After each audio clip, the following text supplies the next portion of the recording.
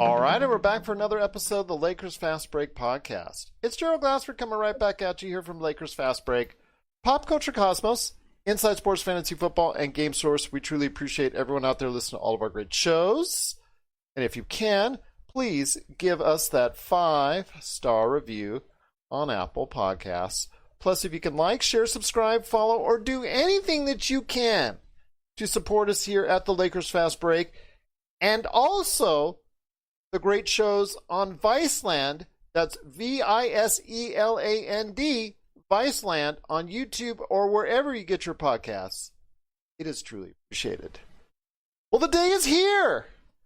It is the NBA Draft. It is finally here, and I'll tell you what, it's great to have aboard today at NBA Draft Mikey V on Twitter. It is Michael Visenberg of Viseland, and also Perspective Insight, and so much is to be talked about on today's show, and we're going to try and cram it all in for you.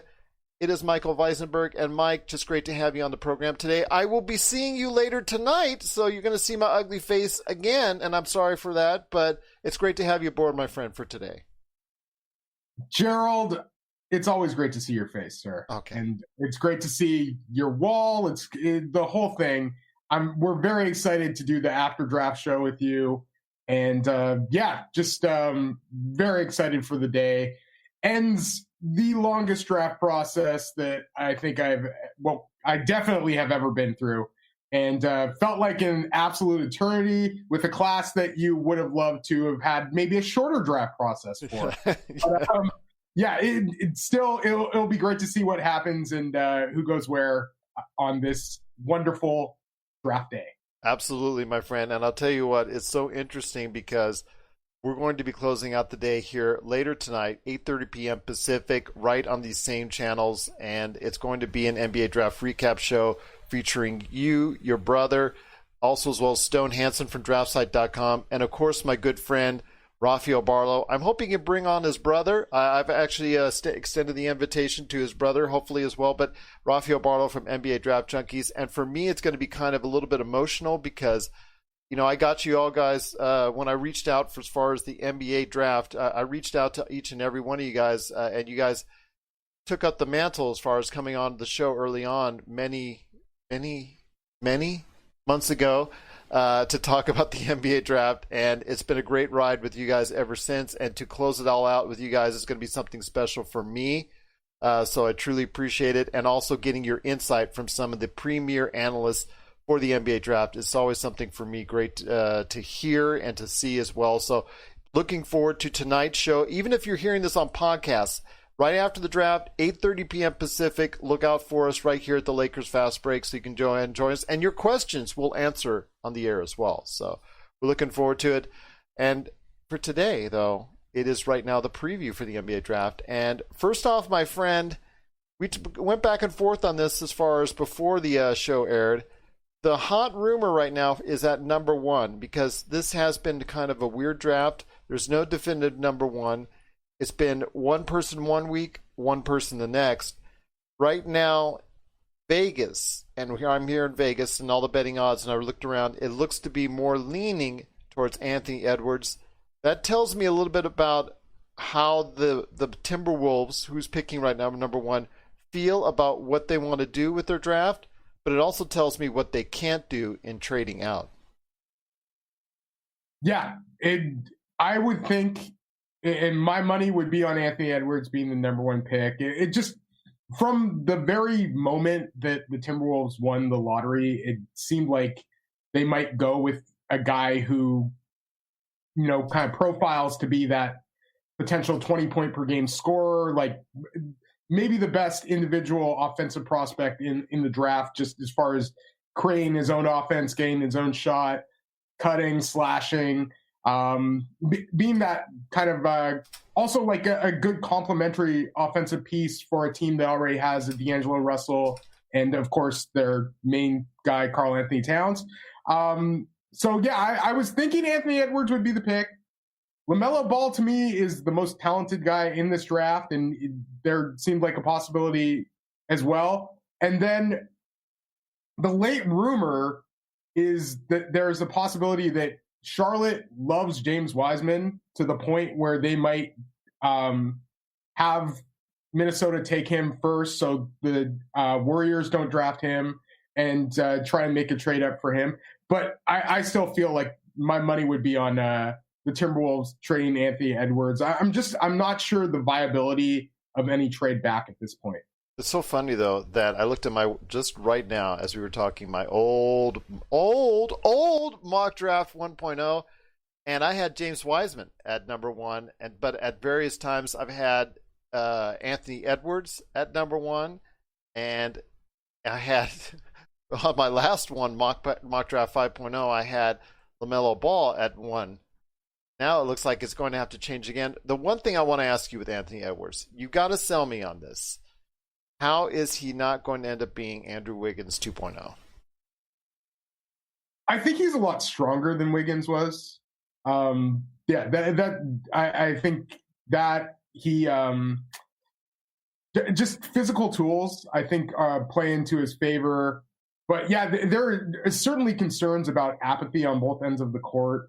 But I just feel like there's a little more pop, a little more ability to absorb contact, and then a little bit more of an ability to, like get rebounds I think probably a superior passer at this stage than Andrew Wiggins was, though that's still not something that's a big key to Anthony Edwards' game, and probably is looked down upon in terms of him as a prospect. But yeah, I just think that there's maybe a little bit more there.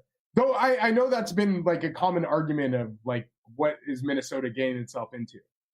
Absolutely. So it's very interesting to see. I mean, I'm not sold personally because you see glimpses of, reminders of what we see with, Andrew Wiggins, where, he can get you the 20 and 25 you need, but how fulfilling or necessary for the team's winning is that 20 to 25 points is what I'm trying to say and what I'm trying to communicate. I mean, I know the feel for the game has been the one thing that I've heard from so many different draft analysts as far as, does he have the feel? Does he have those intangibles? Does he have that thing that makes him a star? Or is he just going to be an empty points guy?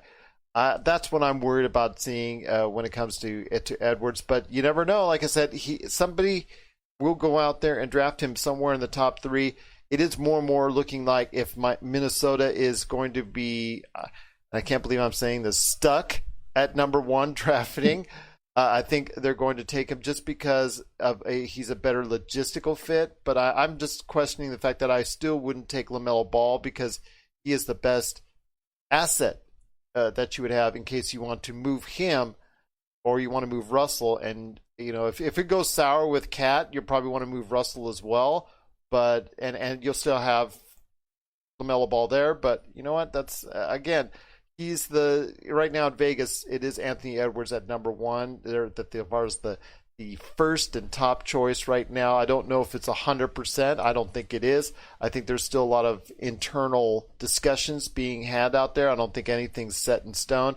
And if anybody comes along with a trade, like you said, like a Charlotte, that could be very much in play as well. Yeah, I could see it. It looks like Edwards if Minnesota does keep the pick.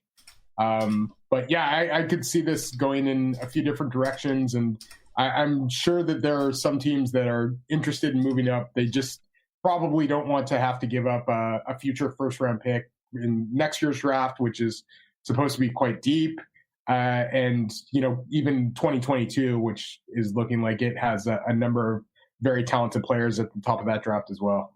So we've seen and heard from everybody out there, at least all the pundits and guys like you and me and everybody out there that seems to weigh in on the NBA draft, that the top 3 is pretty much set.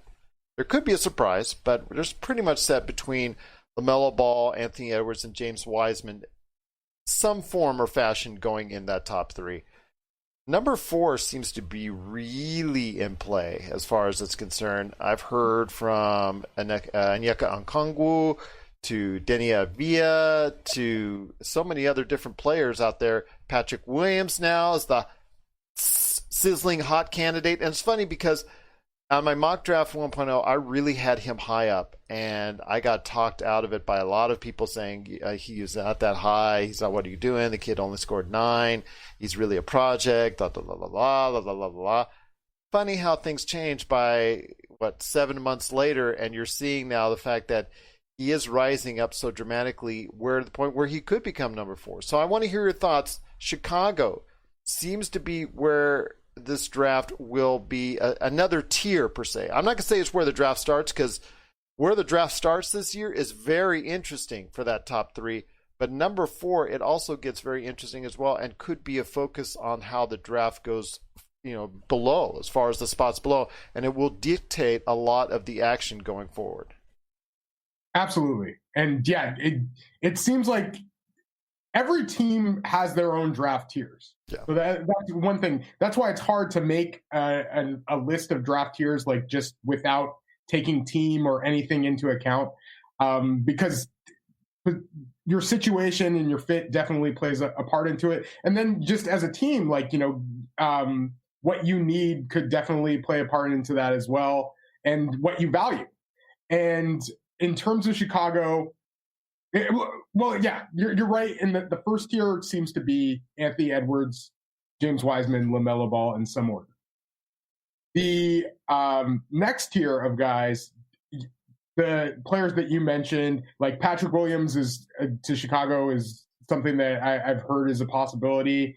Denny Avdia, Onyeka was who I had put on my last mock draft, just kind of thinking it might be like a trade chip or something. Like, you've heard that Washington and Boston both really value Onyeka Okongwu. And then Obi Toppin's been talked about there exactly. still. That's what I was going to say. Obi Toppin was the other player where you're thinking that Golden State might really like him. Though I've heard today that, and this has been a repeated thing, where I just don't think they would take him at number 2, but I hear that Golden State really likes Denny. And like at number 4, that could be a possibility, and get a little something extra from Chicago. That is really where the draft kicks off this year. I'd be pretty surprised if the top, like the 3 guys that we mentioned in that top tier, went below there. But if they do, if somebody does like slip into that second or third spot, I could see even like LaMelo Ball possibly falling to number 4. So yeah, it's going to be really interesting just after that. The NBA's seeming top tier of guys. It's amazing to see how this is taking place. But I wanted to ask you this: who may be sliding, in your opinion? That was once thought of at a very much higher level. Obi Toppin is someone who, if it doesn't pick in 4 or 5, could slide all the way down to 10 or even further. That's someone I have in mind. But is there anyone in your mind that's sliding right now as far as the NBA draft? It seems like I wouldn't call it sliding, but like Isaac Okoro and Devin Vassell were once like seen as these guys who, are really good complementary wings. Defensive specialists. Yeah, exactly. Defensive specialists. And then in terms of Okoro, he can handle the ball. He can pass really well. He's a really good cutter. Vassell has the shooting potential. And it seems like they're going a little bit lower in now with the way that the draft is kind of shaped up. Tyrese Halliburton was a guy who could fall a tad. Like, I still don't see him falling very much, but he was a guy who once was thought of as being amongst like this, like, top half of the lottery guy. And he's somebody who could possibly like tumble a few spots from there. It's so funny because we just got a comment, and I can't pronounce the user's name, but he indicated that, in his opinion, teams like Real Madrid, Barcelona, Fenerbahce, Tazaka Moscow, they're able to beat teams like, I'm assuming he's trying to mean Cleveland, Charlotte, Minnesota, and Philadelphia. I don't know about Philadelphia, but maybe the other 3, it might be a tough battle. Yeah. Like Philly, like back in the day, maybe. Yeah. But yeah, and obviously, I think the EuroLeague has proven when it's their exhibition matches, but yeah, usually some really good games. Yeah. And some fantastic teams there as well. One other guy who I feel, I think like Raph and a number of people, I have him number 2 on my board. Killian Hayes is somebody who I thought was, teams would just kind of convince themselves would be a top half of the lottery guy. Just so much talent there, ability to get his own shot, great passer. I really felt like he was going to be a top half of the lottery guy. And I'm hearing that there's a chance that he might slip out of the lottery altogether or go a little bit later in the lottery than I'd expected. So that would be a guy that I would talk about as sort of slipping as well.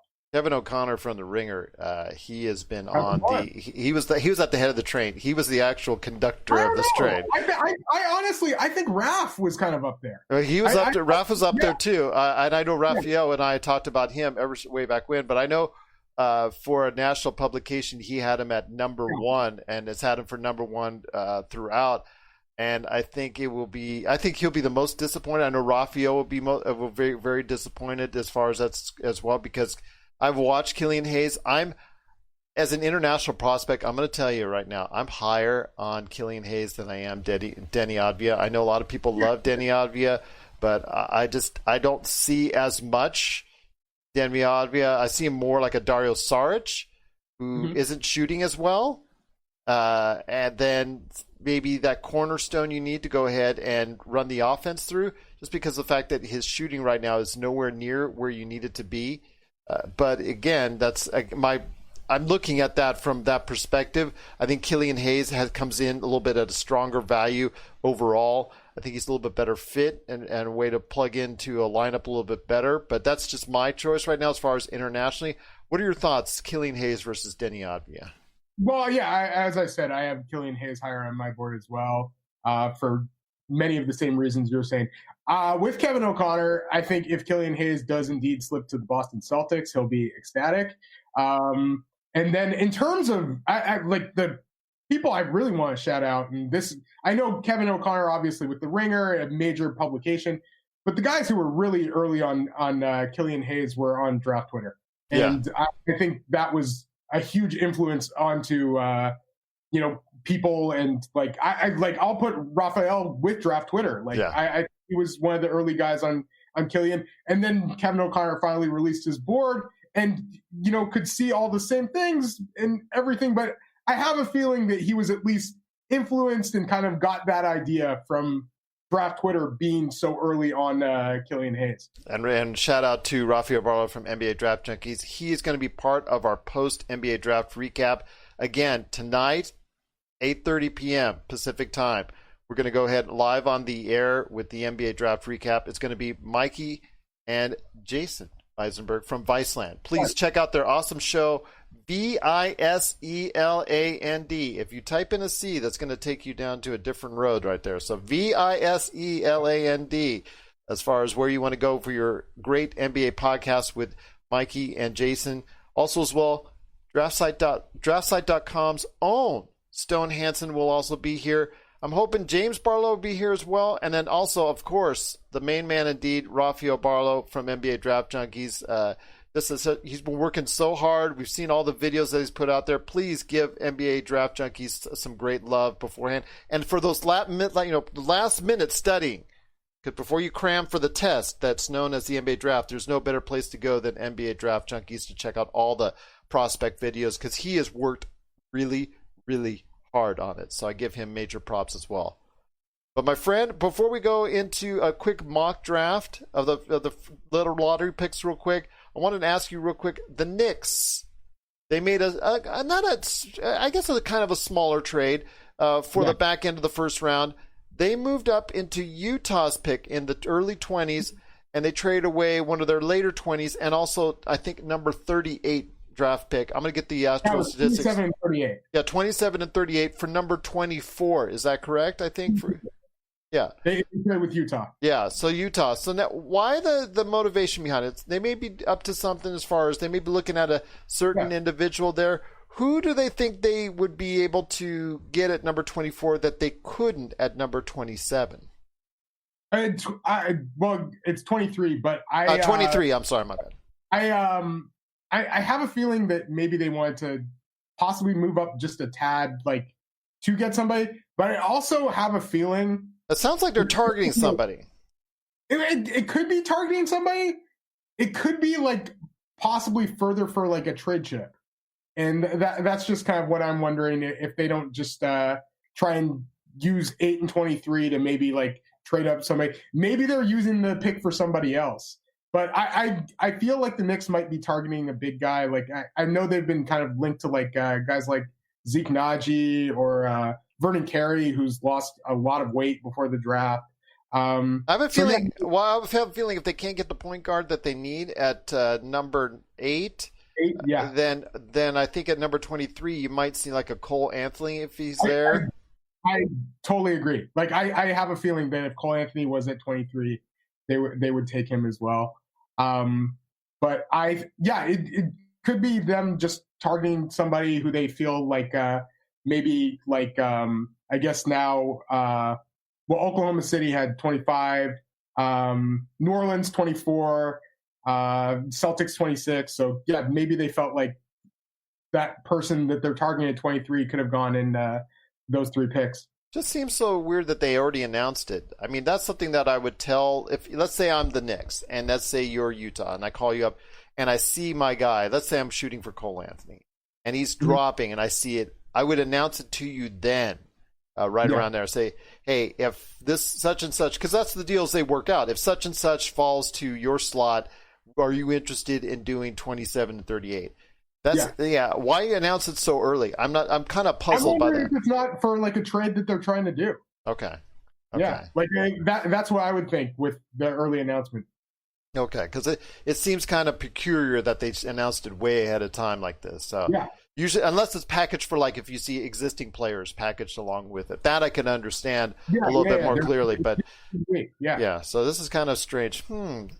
I feel like Sherlock Holmes and something's afoot right now. But we'll find out what's going on. You know, the Knicks have wanted LaMelo for a long time. They're upset that they didn't make it in the top 4.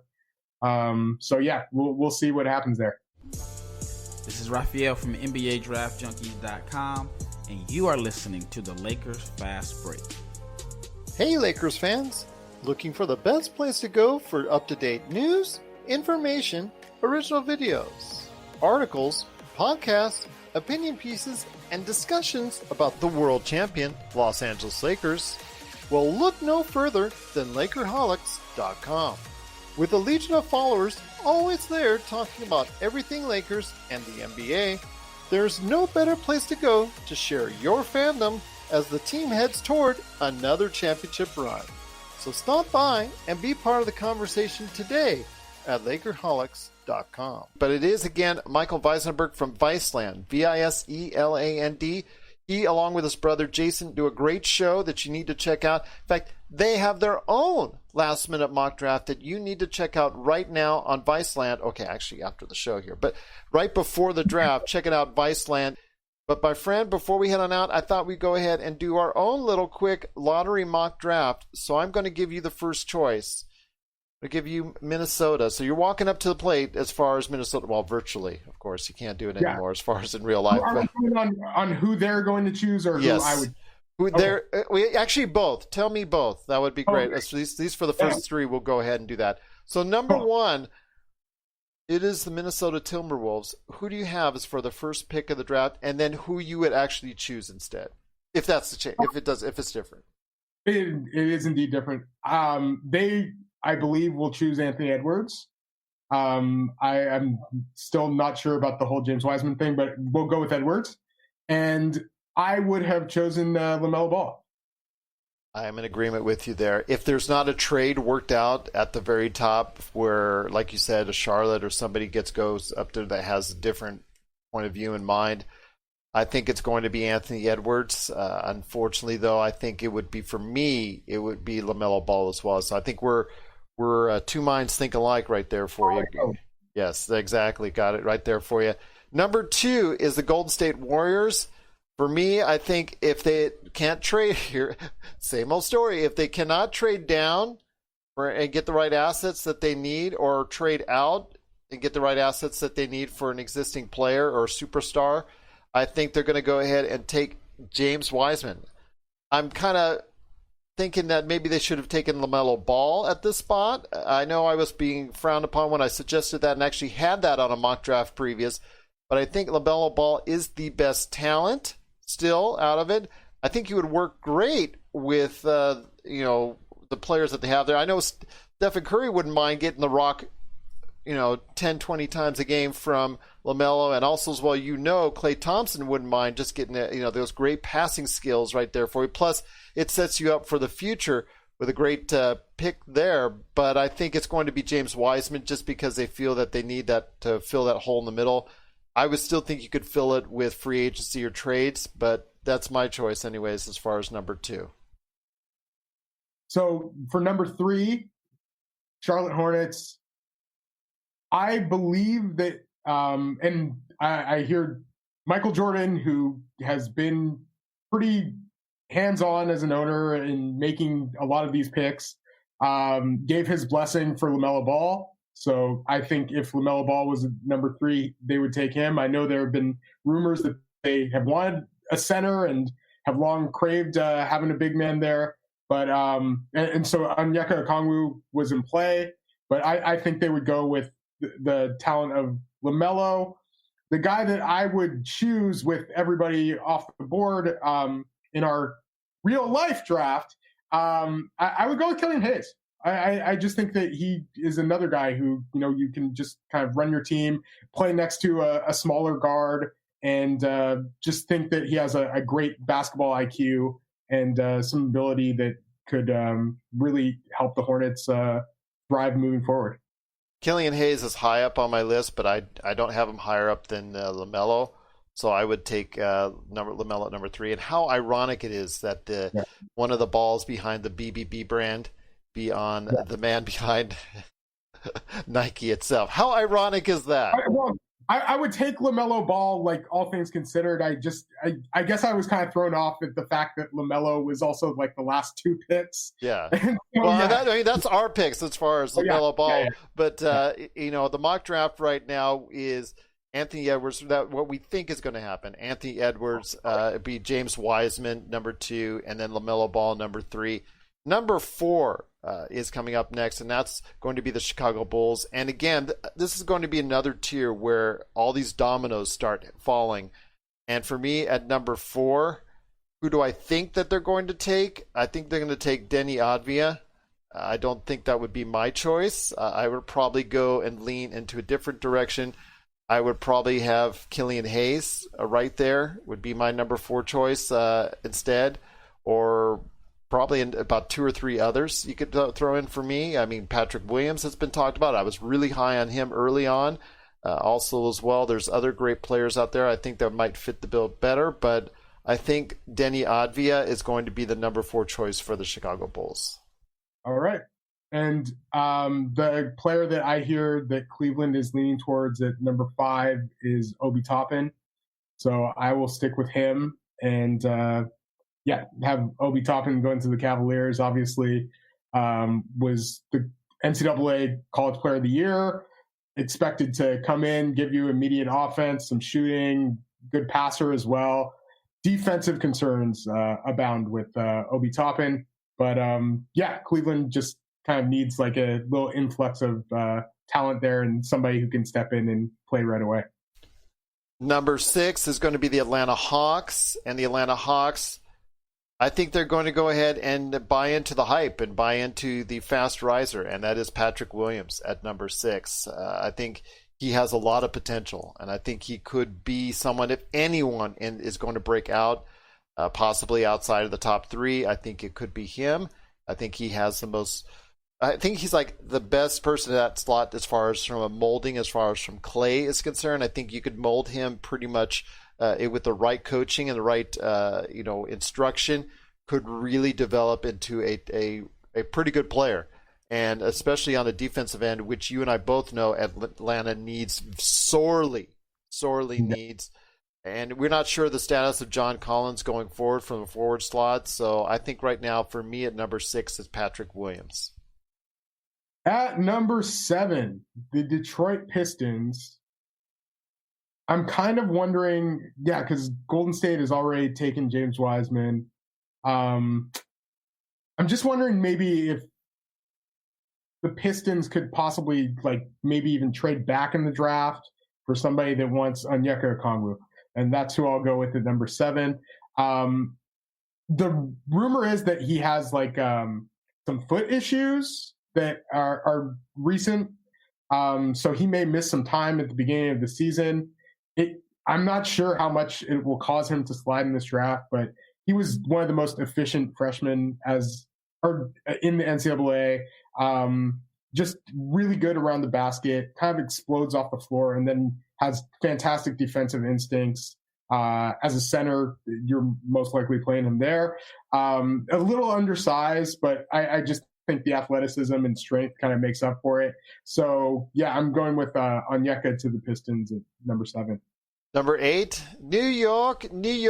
It's New York Knicks, and this is the pick I think everybody always seems to focus in on. It's the Knicks, wherever it is on the draft. And, I've actually gotten some support from Knicks fans when I was on the air with Rafael Barlow on the NBA Draft Junkies, and actually had a good chance to speak to him on my mock drafts. Knicks fans seem to like my picks so far.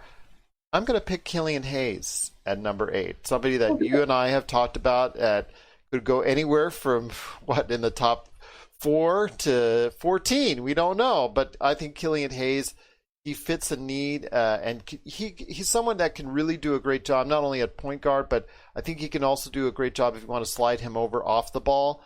I think his shot is developing. I know as a good free throw shooter, his analytics are driving towards him being a decent shooter in the league, and I think he provides a lot of steadiness and stability that I think the New York Knicks sorely need, especially at the point guard position. He could be your point guard of the future, or he could be someone that could really be a player for you that fits on both ends of the spectrum for point and shooting guards. So I'm going to go ahead with Killian Hayes at number 8. I think he's a good pick for the New York Knicks. Yeah, I would agree there. If he does get picked by New York, I think he's keeping it really on the DL, because I think he was just interviewed and said they hadn't worked out for New York, but that could be a smokescreen. So who knows? Yes. At number 9, there are some really good players left. I have a hard time seeing Tyrese Halliburton slip, but I'm going to go with just a guy that I believe is rumored to be somebody that Washington likes quite a bit, and I'm going with Precious Achiuwa. And this is a lot higher than I would have expected Precious to go, but I truly believe like the link between Precious and Washington, it might just be like the fit. And Precious is like that energy guy, really good athlete. You kind of question his feel, but I just think that, he has the body, he has the athleticism, and ultimately I think he's a guy who I believe Washington could choose. And since we're going by that, that's who I'm going with there at number 9.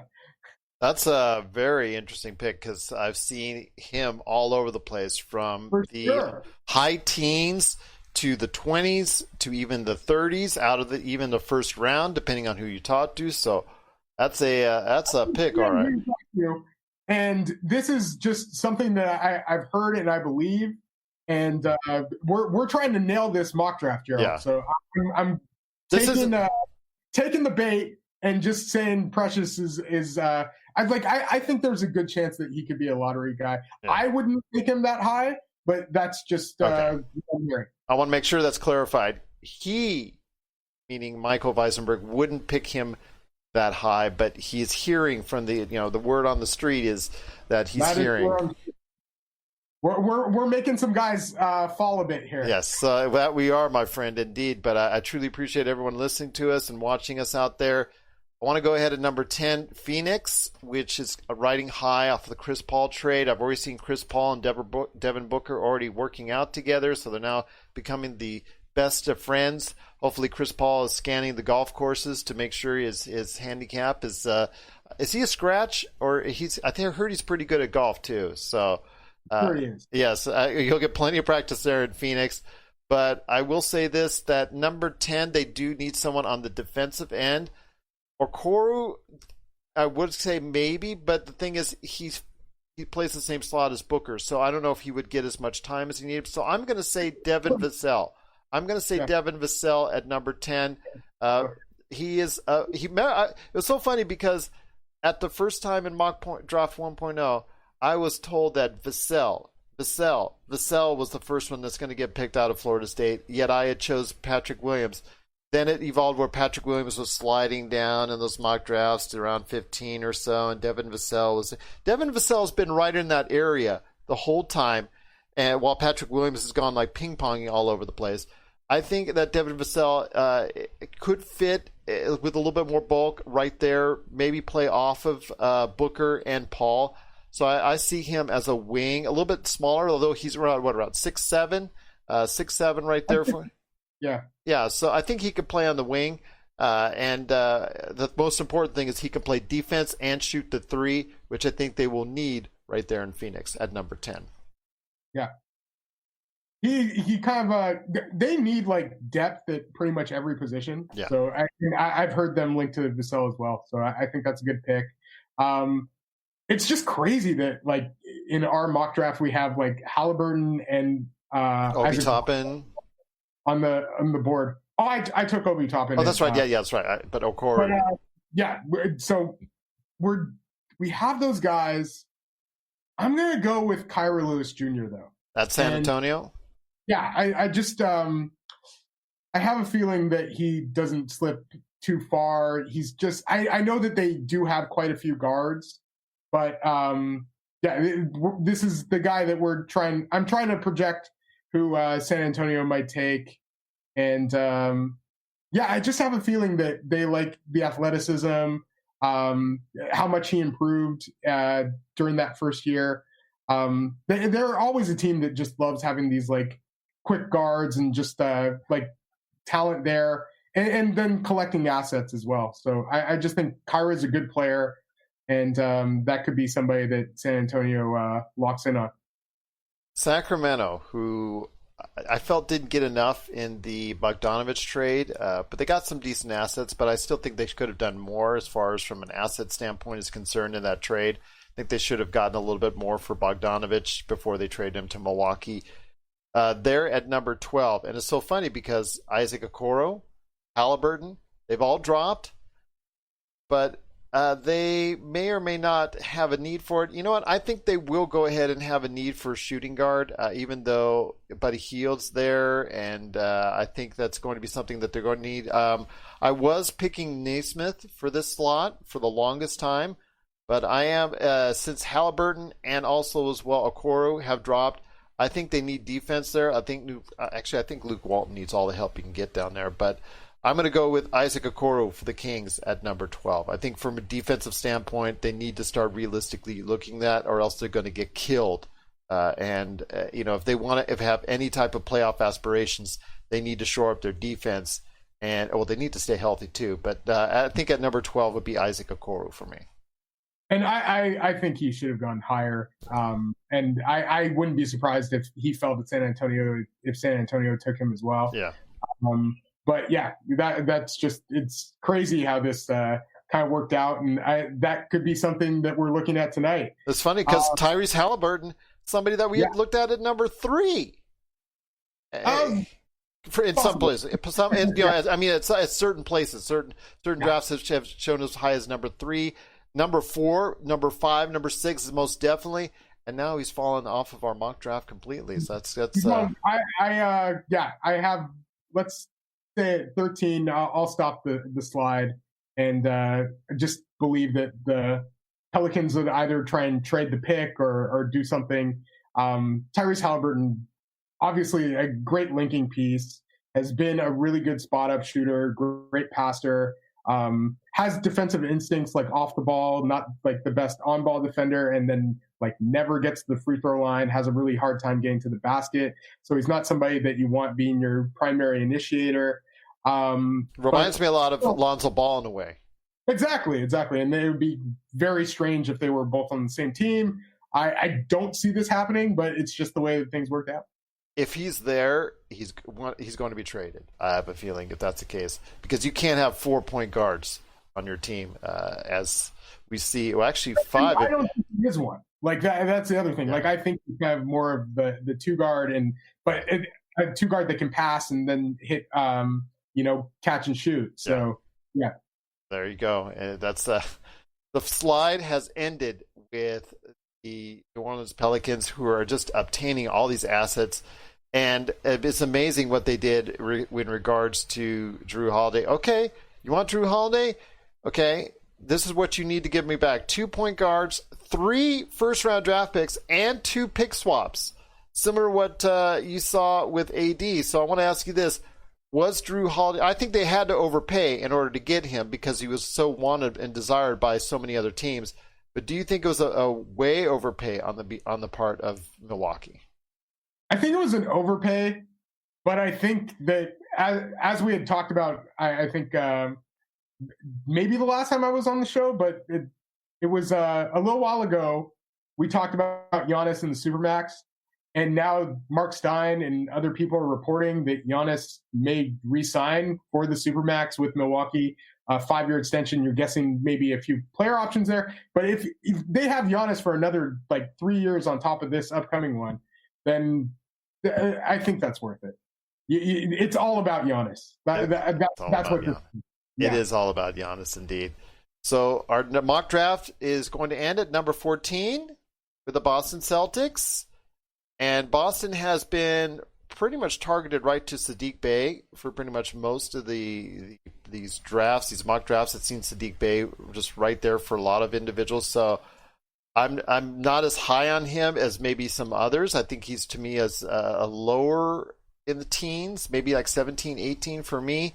But I would probably say Saddiq Bey at this point in time as far as the 3 and D type individual. So for me, Saddiq Bey is at number 14. We'll be back with more of the Lakers Fast Break podcast. Check out what's been going on with the Pop Culture Cosmos Show and the PCC Multiverse. I see the potential for basically like another Netflix kind of paradigm shift where here comes this other major player. They have a ton of resources. Apple could change the way that entertainment is consumed. They say it's the only time this year that you'll have stars from each brand battling each other, and we know it's not going to be the case, but they like to say that, and more power to them, I guess. Well, it's a big first step, bringing all those superheroes together. There were definitely some parts of the movie that I really enjoyed, and then there were some parts that I thought just kind of fell short of expectation. Part of it has to be something to do with how it's being promoted, and this is a thing where audiences do not agree with critics. That's the Pop Culture Cosmos Show. And the PCC Multiverse, every week on Apple Podcasts. And over a dozen of your favorite streaming and podcasting options. If you want to go further, let me know. We can go further if you want. We can keep going. All right, well, let's keep going indeed. It is, again, the NBA Draft preview from all of us right here at the Lakers Fast Break. I'm also on with Mikey Visenberg. That's Michael Visenberg at NBA Draft Mikey V on Twitter. And also as well, you got to catch his shows with Jason Visenberg. The brothers fight. It's a good show to watch. They don't fight as much as me and Laker Tom do, so that's always a good thing. And they do that at Viseland. We're trying to get there. We're trying to get to. My gosh, Laker Tom is passionate about anything, and if you say the wrong thing to him, my gosh, the vengeance is upon you. But catch everything that Mikey and Jason do at Viseland, Viseland, Viseland indeed. So we're going to go ahead at number 15. So who do you have at number 15 for the Orlando Magic? At number 15 for the Orlando Magic, I will go with somebody that I had in my Viseland mock draft 3.0, and that is Tyrese Maxey. He's not exactly solving all your needs at point guard, but he's somebody that I think is, has 3-level scoring potential, really good and creative around the basket, excellent balance, and just he's going to make good decisions. He's not necessarily running your team, but you can expect low turnovers.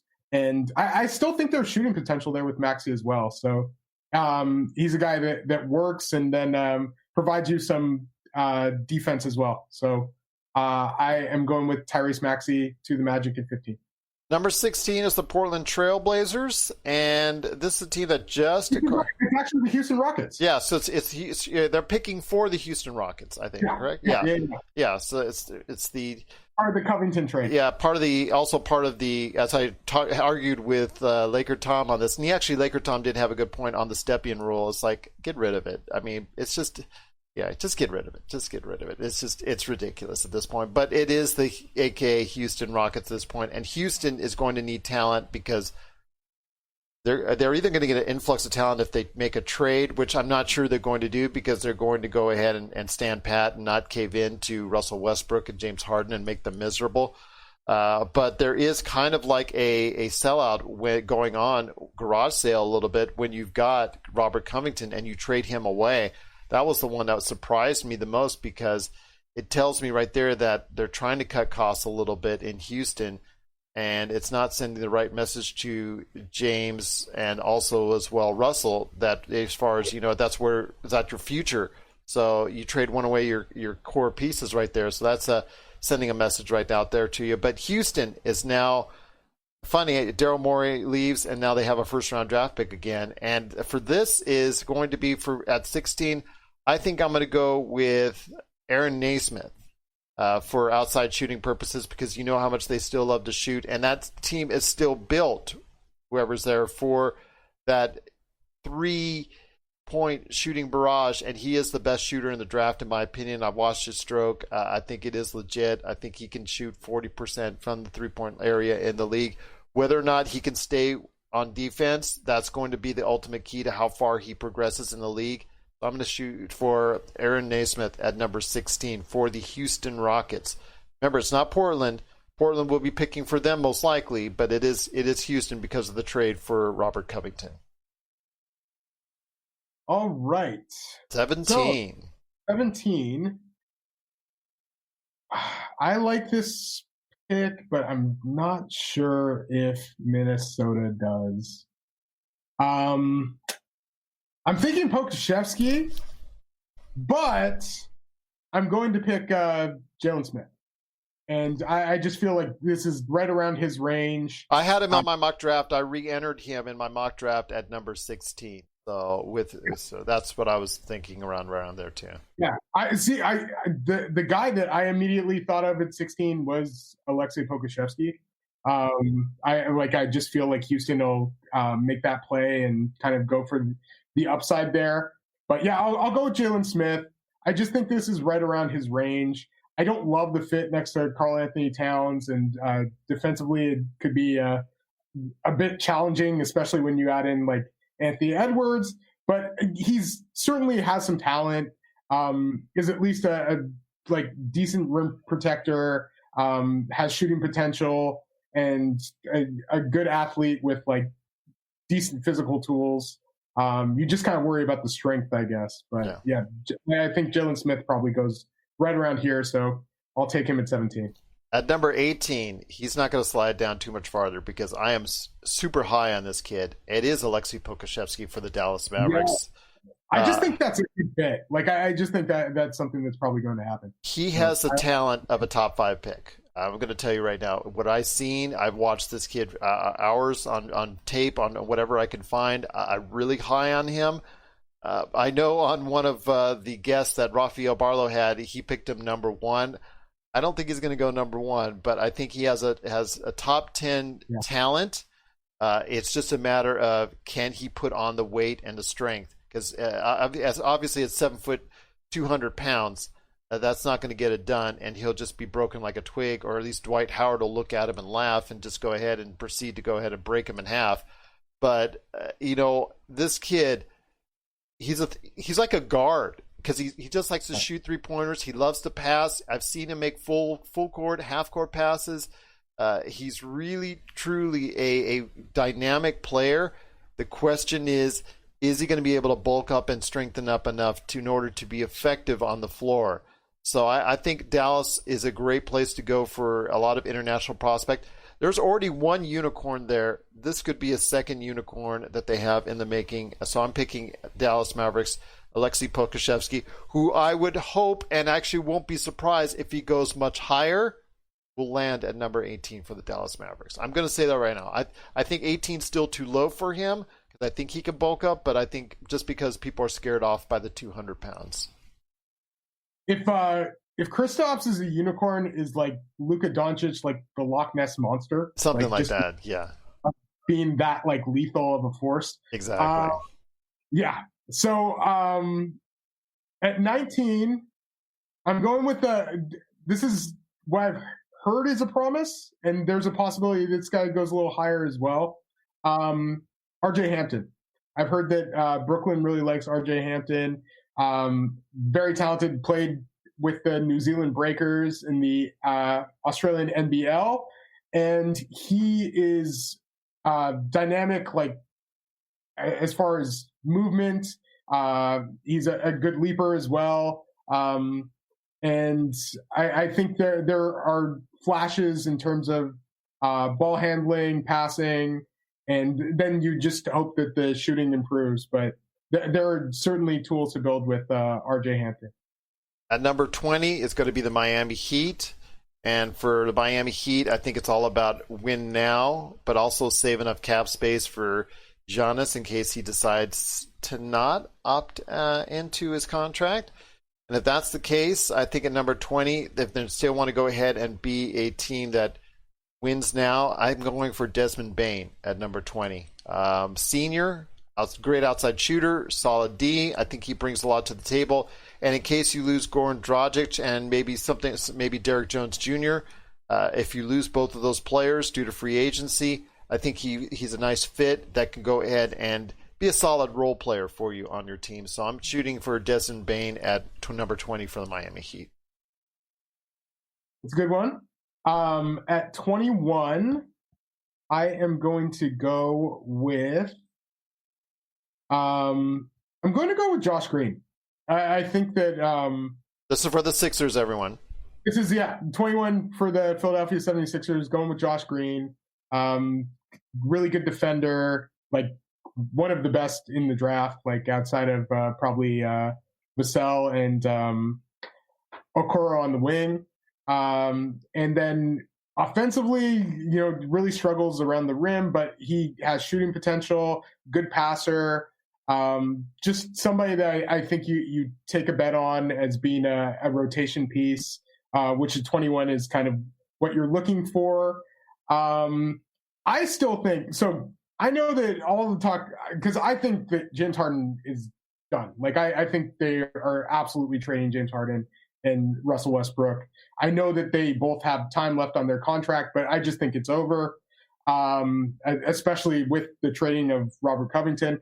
I still think that the package that the Philadelphia 76ers have to offer, possibly around Ben Simmons for James Harden, is going to be very enticing. And I also think the thought of possibly playing next to Joel Embiid and like a good team is also enticing for James Harden. So I'm not like completely sold on it being like Brooklyn or nothing, because I just don't think that he has that kind of leverage right now, with him still having 2 years left on his contract. But I still think Josh Green is a nice fit there.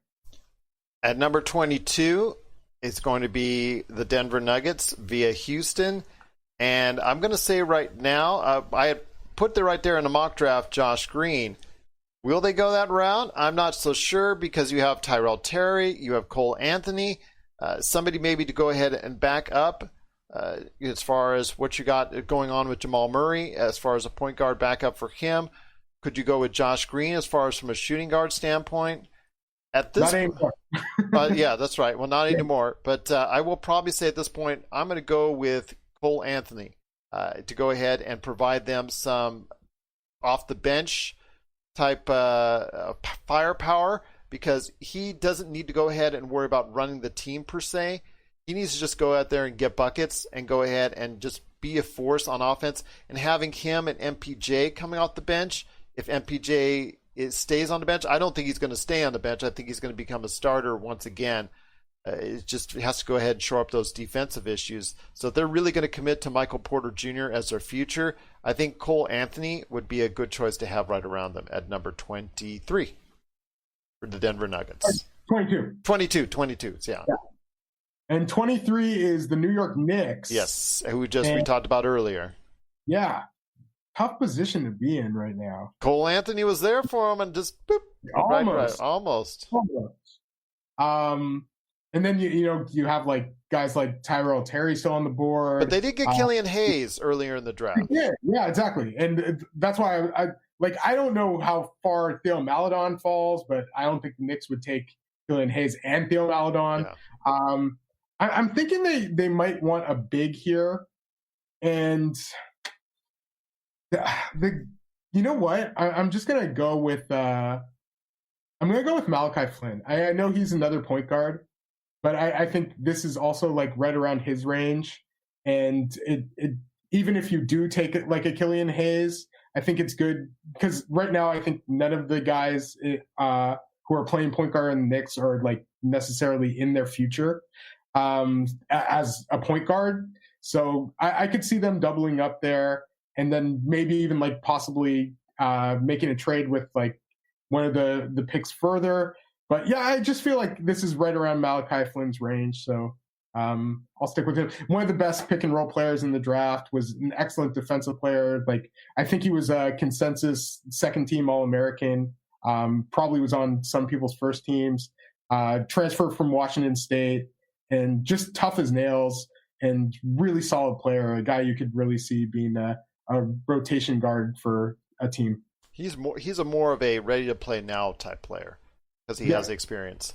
And he was actually someone at number 24 I was going to pick had you not picked him. Yeah. But at number 24, because right now the depth issue there has been for Milwaukee. Milwaukee, who had such great depth during the course of the season, have traded away quite a bit in the past couple days. So they're going to need to fill up that with some quality players. This is for New Orleans, though. This is for New Orleans, yes. New Orleans, that's right, because it goes from Indiana to Milwaukee now to over to New Orleans. Thank you for correcting me on that. So going to New Orleans, they don't need another point guard because they now have 4, according to what we're shooting right now, technically. So last thing they need is a point guard. So I'm going to go for someone who's been really rising up in the draft. I think this might be a little bit of a reach, but he's also been a hot name, and that's Robert Woodard II out of Mississippi State. Just can jump out of the gym, working with Zion. So it is going to New Orleans. I'm going to say Robert Woodard II because obviously he can work well with Zion, I think, as far as from an athletic standpoint. You have Zion going off working for 30 minutes with his, I don't know if it's great health issues, but, coming off the bench for 10, 15, 20 minutes, Robert Woodard can play like a Zion light, so to speak, and be that athletic individual that can spark a lot of athleticism. It can be someone that can give you some great minutes off the bench. I think at this point, if you can get a contributor, I think you're really doing well, because I think at this right now, it's a crapshoot pretty much for all said and done as far as that's concerned, because now you're reaching for players you can hope and develop into rotation players. I think Robert Woodard II can be someone that can play for you now. And actually do a great job of just being that athletic dynamo that I think any team, especially a young team like New Orleans, can really utilize very well. Yeah. New Orleans just has so much depth, like, everywhere now. Yeah. Like that. They've got 30 players on the roster. They're actually going to get an exemption for 30 players on their roster. At 25, I'm going to go with something I also heard was a possible promise, Tyrell Terry. And he was freshman point guard at Stanford. Was somebody that people liked, like on the Adidas circuit in high school, but wasn't necessarily seen as a one and done. Comes into Stanford, contributes immediately. Smart player, but like the thing that he does best is shooting. Yeah. And shot over 40% from the 3-point line, 90% from the free throw line. The guy can really shoot the ball off the dribble, off the catch, and you just hope that he can maybe work on some of the other aspects of his game. Didn't get to the basket a lot, but when he did, like, he finished surprisingly well. You just kind of wonder with the body. I know through the pre-draft process, he's been kind of like one of the stars, and that he's apparently like now over 170 pounds, but he's also 170 pounds. Like, he still has a ways to go. Yes. And he has kind of like a chalk wingspan. But I felt like the only reason he would enter the draft is if he had that first round guarantee. And I think it might be coming from Oklahoma City at 25. I would not see him sliding farther than the Boston Celtics at the next pick. So if he doesn't go there or earlier, I think he's not going past Boston Celtics.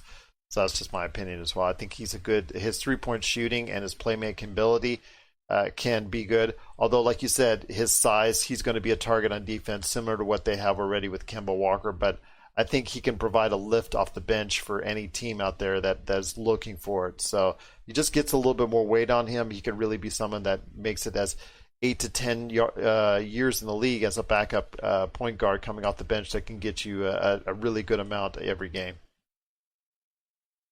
All right, coming up next is at number 26 with the Boston Celtics. And Boston Celtics, I think at this point in time, since Tyrell Terry went off the board, I think they're going to go for a developmental program in Jaden McDaniels out of Washington. And someone that you are very familiar with, I know, that you have studied quite closely.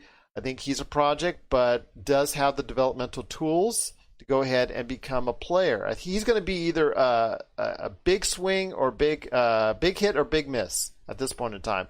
I think it's going to be either or. And I think if any team that can really get the best out of him, I think it could be the Boston Celtics. So I'm going to go ahead and choose Jaden McDaniel at number 26. I like the pick. I think that this is probably right around his range. I've heard that he's probably not slipping out of the first round.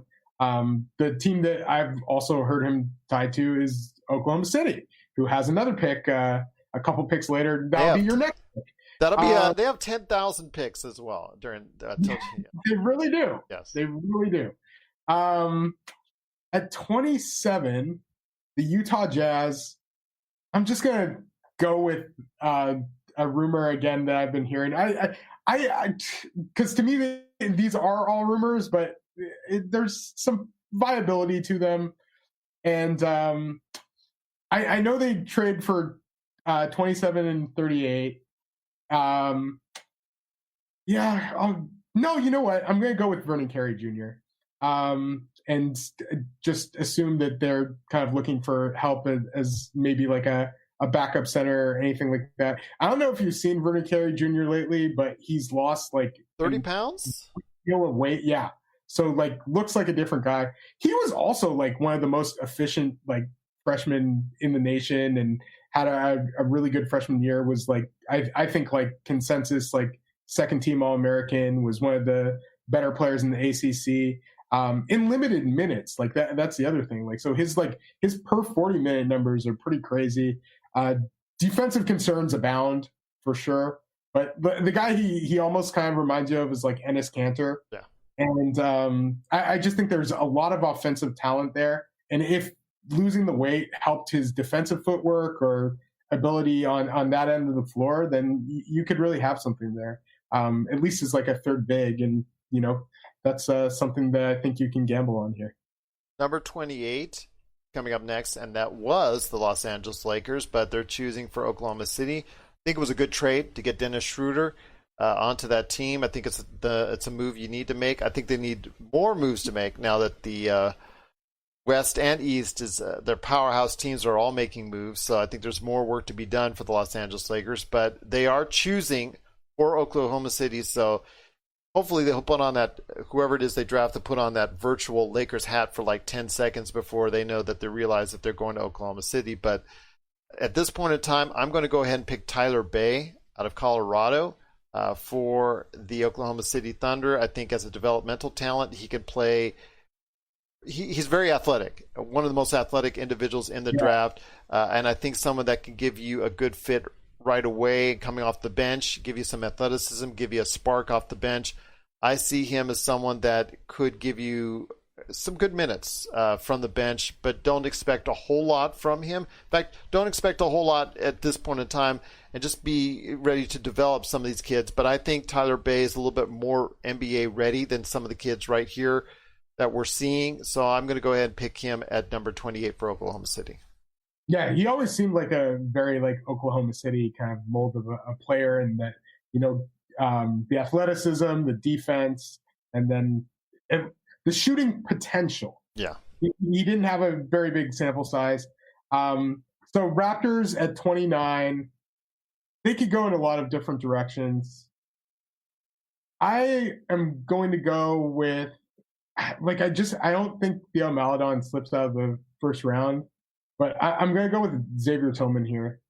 And I just think another guy who was one of the better players in the NCAA like the past couple years. Really like great defensive instincts, hard to move on the block in general. Probably like I'd say by far the best screen setter in the draft. Really great passer off the short roll. Just a smart player who you could develop to be a good valued big man. And I would probably have him a little bit higher, like if things went according to my plan. But I think that there's a good chance Xavier Tillman ends up being a first-round pick. So we head off to the final pick in our mock draft, and that's going to be number 30. It is the Boston Celtics. And if you see this kid being drafted in the first round, it's because this team wants to go ahead and draft and stash him because he has a contract going on with his team for at least 1, if not 2 years, and that is Leandro Balmero. And I think that a lot of people liken him to as far as some really great international players, good vision, good court awareness, a really solid player. I think is someone who, if he were not committed to another team, would actually go a little bit higher in the draft. But I think because he has that 1, possibly 2-year commitment, he's going to be a draft and stash. And if Boston is stuck with all 3 picks and they didn't trade it up or didn't trade it out or weren't able to remove any of these picks, I think they're going to have no choice but to go ahead and get someone like a Leandro Balmero that they're going to have to stash for a year or 2 anyways, just so they can clear up their roster space because they have so many draft picks and so many assets themselves. I think they have 15 signed players on their roster already, so that's going to create a logjam there. So if that's the case, I would see them getting a Leandro Balmero. I think Theo Maledon is someone that you and I talked about shouldn't be slipping out of the first round, but if that's the case and Boston is picking, I think they will absolutely have no choice but to pick someone like Balmero simply because of the fact that they need to go ahead and draft and stash someone at that point in time. Yeah, they just don't have enough roster space. So if they could convince Theo Maledon to maybe stay a year in France or possibly go on like a 2-way in the beginning. Because I heard he's been adamant. I heard he's been adamant about wanting to come directly to the NBA. Yeah, I agree. And yeah, I have a feeling that Boston's going to probably move some of the picks. But yeah, we'll see. And I think Balmero to Boston playing like these next couple years with FC Barcelona could come over and be a good rotation guard. So that's been a guy I've seen commonly linked to Boston. I've heard the comparisons to Manu Ginobili, so we'll see if that's the case. But they're both from Argentina. Yeah, that is true. Yeah, so I've heard those comparisons. But Theo Maledon, he reminds me a little way of Ivica Zubac, and Zubac was so adamant on saying, I'm coming directly to the NBA, whoever drafts me. And I think that's why he slipped to the second round to the Lakers at that point in time, is because he was so adamant and teams didn't want to go. They wanted to draft and stash him, and he didn't want to be drafted and stashed. That same thing might happen to Theo Maledon. And if he drops to the second round, I think that's the reason why. Have you ever talked about the Zubac and Mike Muscala thing? Don't even mention it to me. I don't even want to talk about it. I'm sorry. That was under the Magic regime, and that's a sore issue. Just imagine him on the Lakers this year. How would have been nice. Would have been very nice. Yes, would have been very nice indeed. I know the Clippers were upset that they didn't play him more. So yeah. Yeah. So yeah, don't remind me. That one always hurts me, even to this day. Didn't get it. Yes, I don't even get it either. But I'll tell you what, my friend, it's been great going ahead and going through an entire mock draft and also previewing today's NBA draft. You and I are going to see each other again for the NBA draft later this evening, as far as when we recap it at 8:30 Pacific. So stay tuned to the Lakers Fast Break channels, either on YouTube, also as well. You want to look for us on Facebook Live, all over the place, and also you can go ahead and check us out at Lakerholics.com. I'll have a feed running there as well for our post-draft show that I'm looking forward to. Again, Michael Visenberg, Jason Visenberg, Stone Hansen, and of course, Rafael Barlow, the man himself, the guy who seems to center the whole NBA draft pundits all around him and all of his great shows and all the things that he does. It's so great to go ahead and be talking to all you guys. It feels like a reunion for me, so to speak, and I think it's just so special because, again, I may get misty-eyed. I may get misty-eyed. We'll see. But my friend, it's been so great talking NBA Draft, previewing it, upcoming. We'll see you here in a couple hours. This is going to go right out away on audio format, so hopefully you get a chance to hear this. And I'll tell you what, everybody enjoy the draft tonight, and we'll see you later on tonight, 8:30 p.m. Pacific. Just type in Lakers Fast Break. You will find us, YouTube, Facebook, and also Lakerholics.com. You're going to go ahead and check us out tonight for our NBA Draft recap right here at the Lakers Fast Break Podcast.